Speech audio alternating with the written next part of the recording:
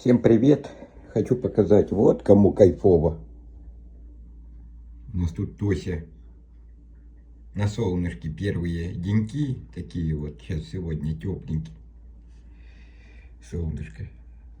И она тут лежит,